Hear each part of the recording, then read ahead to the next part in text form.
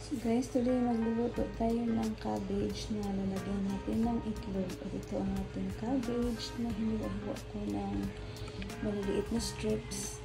Ito ang ating itlog, ang ating chicken powder, ang ating bawang at sibuyas. At ito naman ang ating mga ingredients. So una, magpainit tayo ng oil sa pan.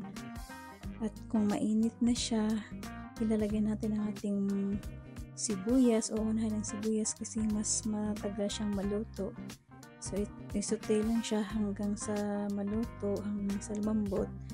Tapos, isunod natin ang ating garlic na lulutuin din, isote din para maluto. And then, pag naluto na, ilagay natin ang ating cabbage. So, ayan, haluin lang siya para ma-incorporate sa oil, ma-coat ng oil. So, by batches ko siya nilagay kasi hindi naman malaki yung aking frying pan. So, by batches ko siya inilagay. Tapos, haluin. Tapos, ilagay natin ang ating tubig na may chicken powder. Haluin ulit. Tapos, tatakpan. And, lulutuin natin ng medium-high heat ng about 5 to 6 minutes. So, after that, after 5 to 6 minutes, ay hahaluin naman natin para mapantay yung kanyang pagkaluto. So, halo-haloin lang. Tapos, titimplahan natin ng tawag dito, asin at saka pepper, black pepper and salt. So, depende sa inyong panglasa.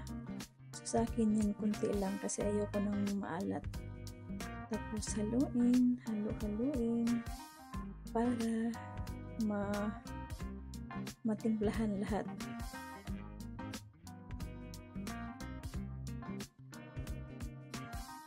And then, ilagay natin ang ating itlog. So, pagkalagay ng itlog ay pinalakasan ko yung temperature. So, nilakasan ko yung temperature para tawag dito para mag-solid yung itlog, yung egg. So, ganyan lang yan guys. Simple pero napakasarap. So, ayan, naluto na ang ating cabbage with egg na super sarap na nagustuhan ng aking asawa at ng aking anak. So, next time magluto ulit ako nito. Happy eating and thanks for watching!